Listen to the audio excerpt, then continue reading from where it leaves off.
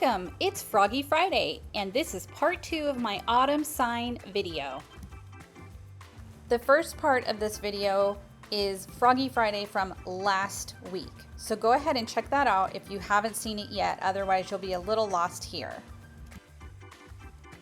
This went into my tumbler curing machine, and now it's time to take it out of the mold, and it turned out really pretty. I love the way the colors sort of stayed color blocked but blended a tiny bit, and I think the background is perfect.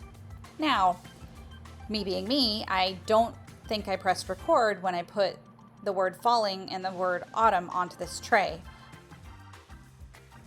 You knew I was going to do that for something. I'm so sorry.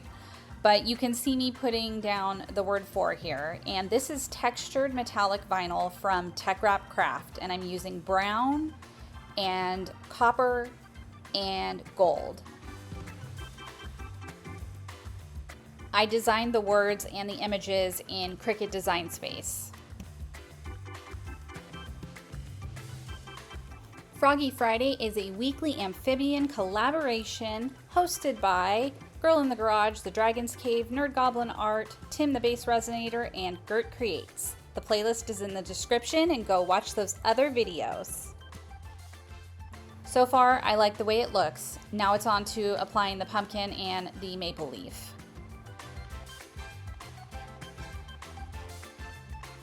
I'm doing a bit of a dry run just to see where I want things and to make sure the vinyl isn't going to impede those areas at all. And if you'll notice, the transfer tape I'm using has yellow imaging on it. This is also from Teckwrap Craft. It comes with their texture metallic vinyl package, and you definitely need strong grip tape for this kind of vinyl, otherwise it just won't pick up. So you want to use strong grip on this vinyl, anything textured. Most regular metallics should be okay, but if you have like glitter vinyl, you definitely want strong grip for that too. I'm being a little careful here, only to press down on the leaf part because I didn't want the F or the A of the falling word to stick to the transfer tape when I pulled it up.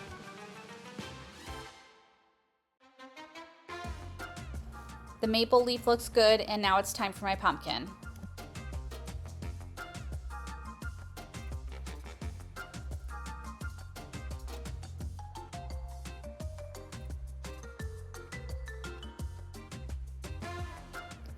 I think that looks pretty good. So now it's going to be time to seal these in. You want to seal anything that's metallic textured, really any vinyl that you put down that will be covered with epoxy resin, because it can repel the resin, but it also can lift if you don't seal it in.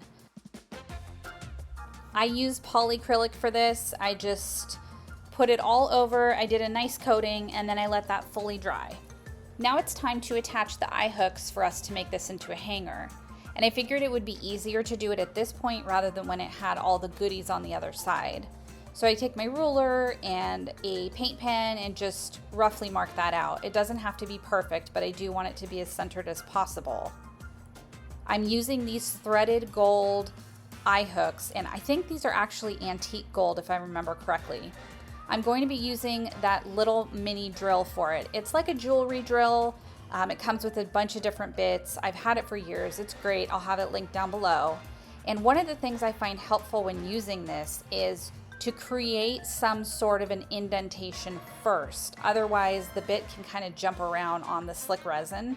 So I'm using that straight pointed weeding tool, and I just got this in a set of weeding tools from HTV Ront.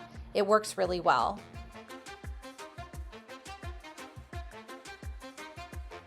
I'm careful not to go all the way through, and that way you won't see the ends of the eye hooks. I go ahead and twist these in using pliers, otherwise it's kind of fiddly. It's a little small to just do with your fingers. Of course I have to put that in my lap to do it so I can see it, so I wasn't able to show you, but here it is all finished, and you can see those look pretty good.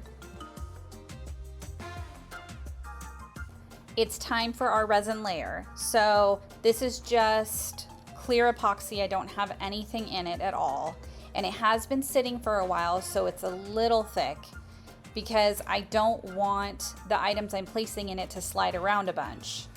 Spoiler alert, they totally do still.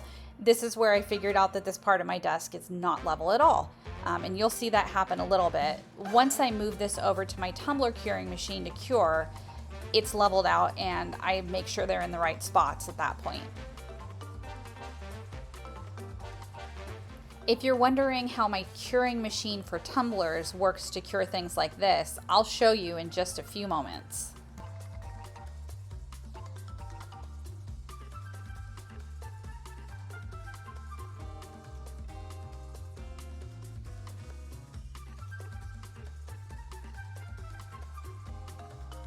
Okay, here it is. It's at the bottom of the tumbler curing machine, which is flat. I cover the cutouts in the little acrylic door with shipping labels. I just cut them down to size and slapped them on there. The cutouts are there for the arms of my tumbler turner, but of course I want those covered in this case. And it works beautifully. It runs for an hour and a half and it's good to go.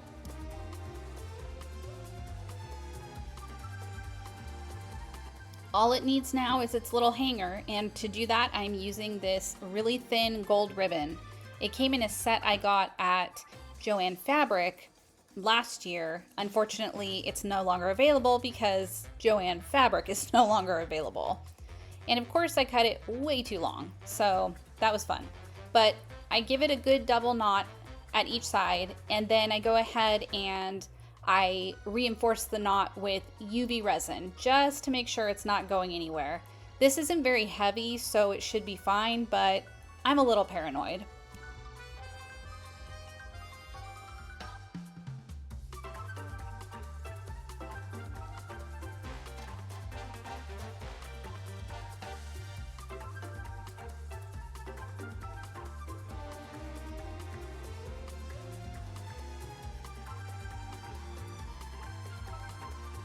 And once this is all done, it's ready for the glamour shots.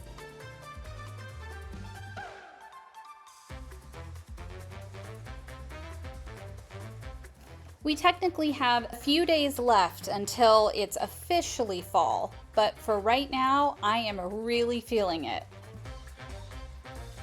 I like how this looks against my door as well. I kind of really hate the color of my front door.